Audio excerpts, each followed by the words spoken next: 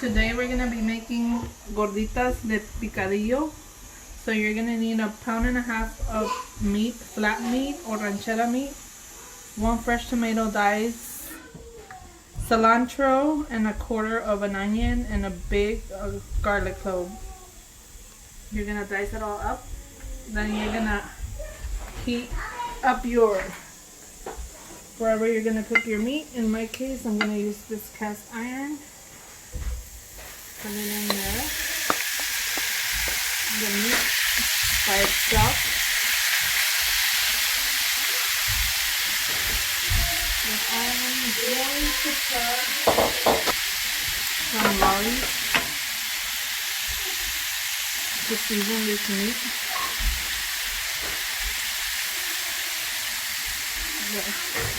Enough. It has to be very hot. It's almost like you're making tacos de asada. So then you're gonna add tomato sauce. Okay, so the meat is ready. And in the middle of this, I'll put half of this onion because I chopped half an onion and I only need 1/4 of it.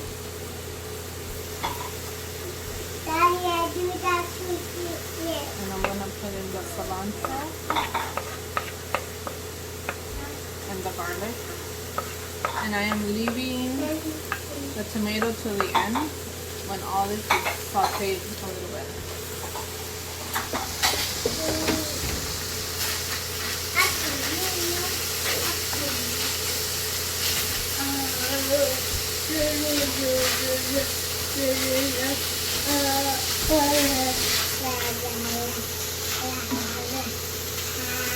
I forgot to mention not to add that much lard because you're gonna salt it.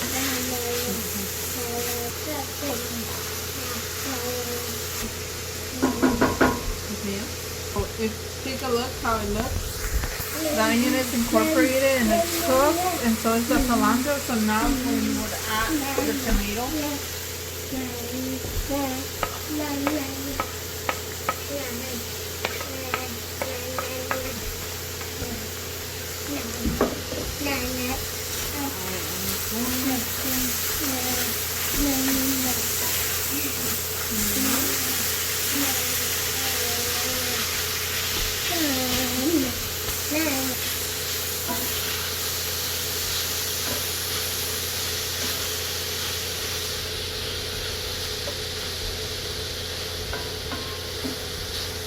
Smells so good.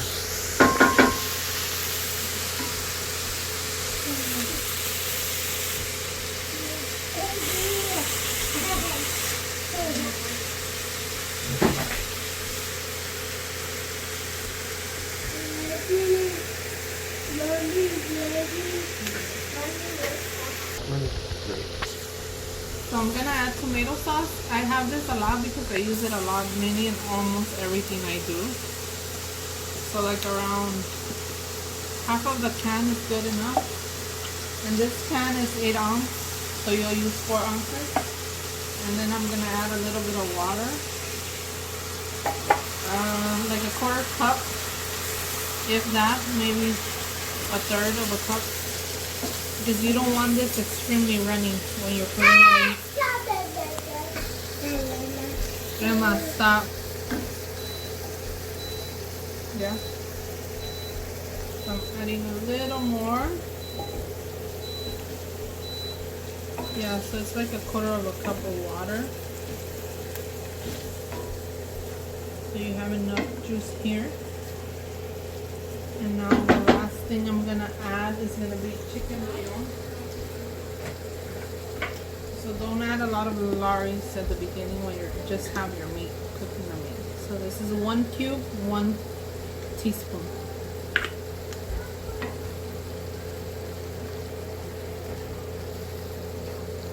Okay.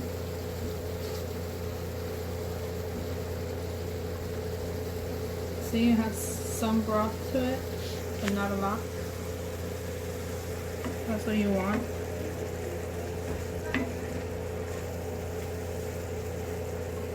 So you need to let it all cook for 5 more minutes. And then taste it and make sure it has enough salt to your taste.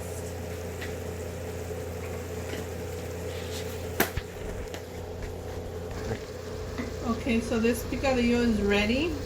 If you wanted to add jalapenos or serranos, you could have added them along when we added the onion and the cilantro. But since we're cooking for our kids as well, we're not gonna put none of that.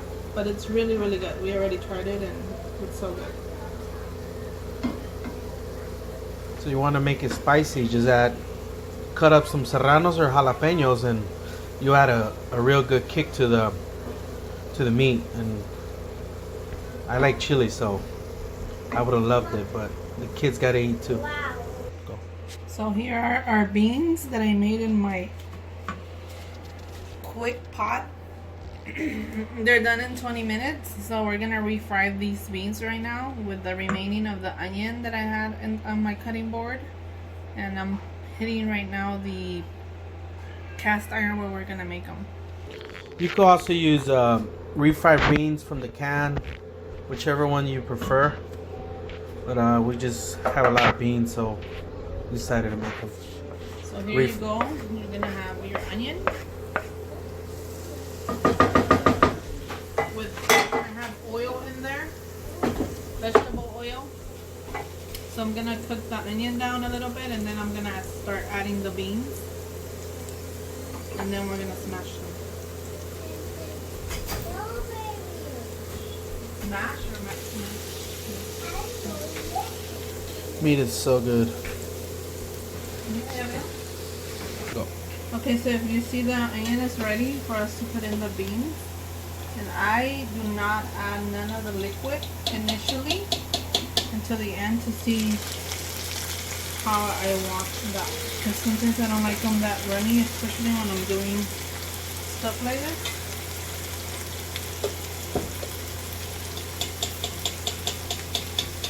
Then I have one of these. I'm not sure what it's called, but it has a lot of holes, so you can put in a lot of the liquid from the beans.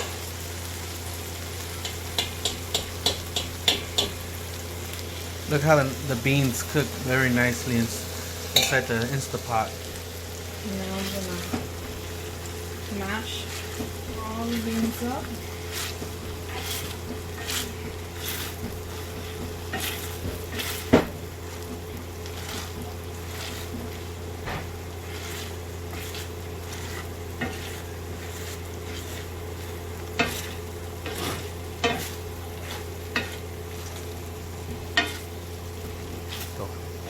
So my beans are seasoned already. When I put them in there, I put salt. So I normally will not add salt to these anymore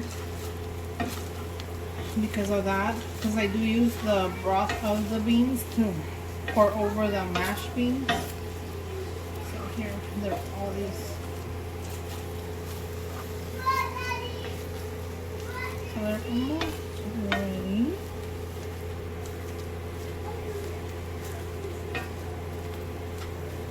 So now,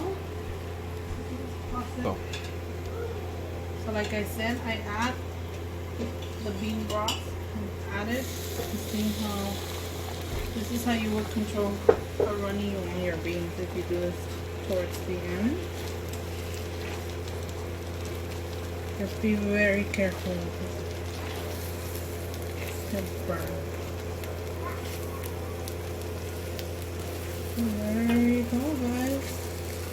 Refried beans, not a lot of oil, but a lot of flavor. Yeah, I really recommend getting the Instapot or Quick Pop, like the one we have. It cuts the time in cooking pretty quick. I made ribs in there, chicken, steak, stews. All that just cooks real quick. The meat comes out very tender. I mean, if we have 4 kids, so sometimes it's hard to cook. So when we could cut our time in half when we want to make something that takes long, we'll just use this here. And we'll have food done pretty quick. As you see, little by little, I've been adding the broth in there. And I'm controlling how thick or watery I want the beans to come out to. But right here it looks like good already, like how I want them. Because I want them to spread a little bit inside the little gordita I'm going to make. So this looks good already. I'm going to leave it at that. And like I said, we didn't season them because it already had salt when we cooked our beans. To make the gorditas, you're gonna need 2 cups of maseca, a little bit of salt, luke, water, which is basically not super hot, not super cold, right in the middle. I use this one. Some people just do it by hand, but I like to use this, and a Ziploc bag open so it doesn't stick to the tortillero. So I'm gonna put it in here. And I do have a KitchenAid. It avoids for me kneading everything by hand and taking forever.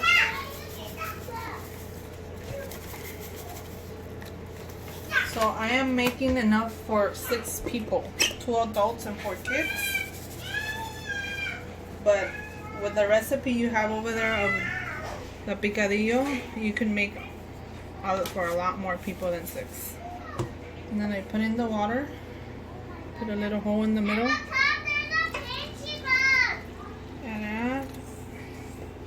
And then I do it with my hand.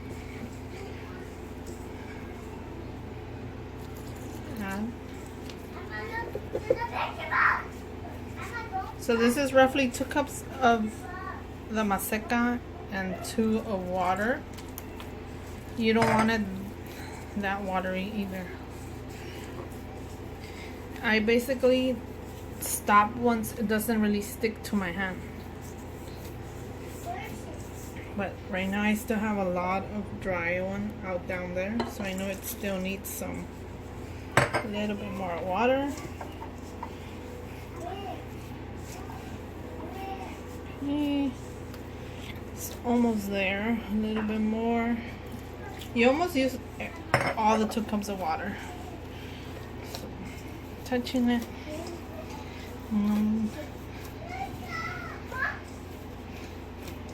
Okay. So it's ready now. You pick up as much as you want of the dough, and then you flatten it out a little bit here, and then you put this like this. And bring it down, not completely. Let them be a little thick like that. Then I have already 1 cup over here of water, that it's warm water, and I basically go all around the gordita like that to seal it. So in this case, when you seal it, when it's cooking, it's gonna flare up better, and it's easier for you when it does that because you can really cut through it.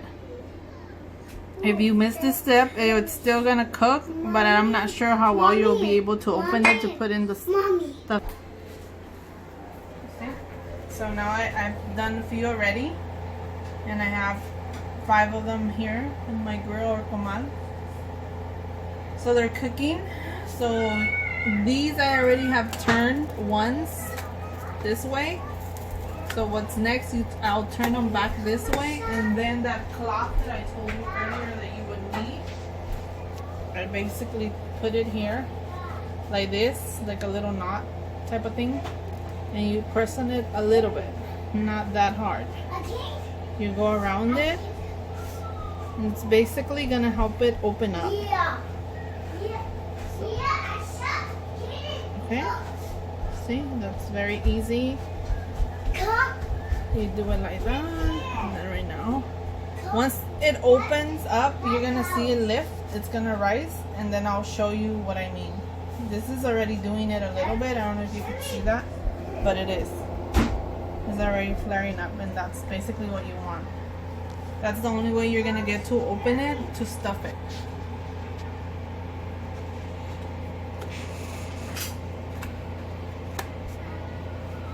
So I turned them, Yeah. So I turn them, I flip them over, and I'm gonna do it to the other side again.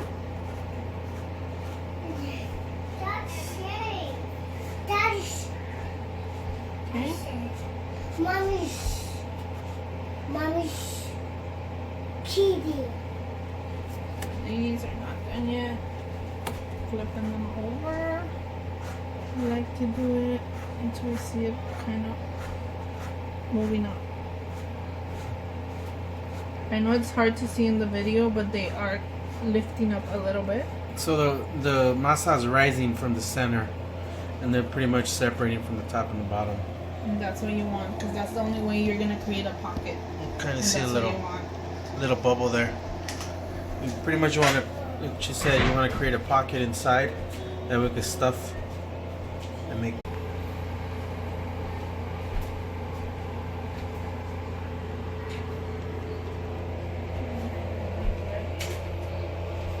So you see how this one is lifted? It's basically the air going through it. So what it does too, it cooks the inside of the masa, which is what you want, because I'm not gonna fry these. Some people like to fry them, but I really don't. Okay, so I'm gonna grab it. As soon as I grab it, I have my cloth, and I use it for this too because it's super hot. And I could not do this without it. So I'm gonna show you right now what I'm doing when I'm cutting through, and you basically have your opening ready, and you So pretty see much, there it is. there's your pocket, and that's what you want. You create that pocket for the gordita to be stuffed. Okay, so I put it here because it's ready to go, and then every time you do that, because I don't have a knife that is specifically for that, I clean it with my napkin to take the extra masa from it, and then I'm gonna get the next one, and I'm gonna do the same thing. Okay, so it's so easy. Have two. So if you have a big grill like we do, you'll be done pretty fast. But if you don't, then I suggest you get a big one if you're going to be making for a lot of people. And it's really easy once they cook thoroughly to create a pocket. And this one doesn't, it's open though, but it's hard for it to show it. Right there. See? It's not to all of them, and these are not done yet, so I can't put them in. So just repeat the process until you're done. The amount of gorditas you want. So you see that, how they're rising from the center. Literally, And pretty much that's when you know it's they're ready. they're pretty much ready, and then you're gonna have a pocket. You'll be able to open it up. That way you're able to stuff it.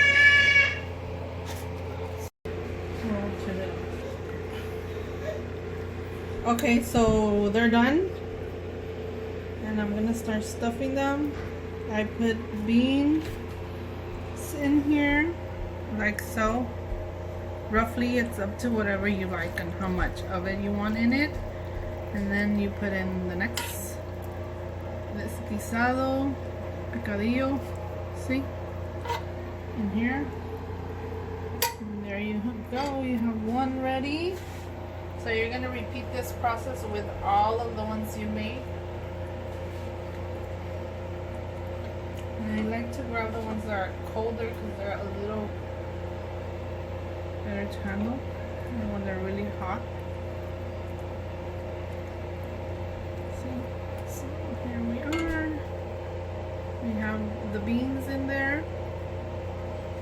I need some little more beans in the bottom. Like so, and then again, my guisado. Like I said, as much or as little as you want to put is up to you. So when I'm done with all this, I'm going to show you how we plate them. And if you want to put sour cream in here, you also could, or salsa. It's whatever you want to do. And people do them with different kind of guisados. this is what we have today.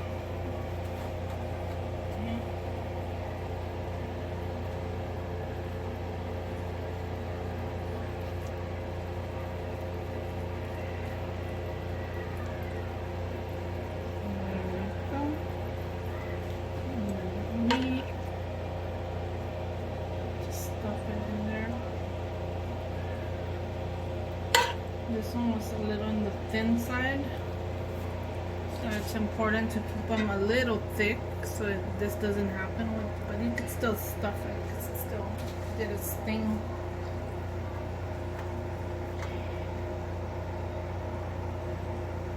Here we are with the beans. And if you don't want beans, you don't have to put beans. It's whatever you want to put. There's people that just, with beans and cheese, with rajas, with picadillo, chicharrón. I feel it's like whatever you have on hand.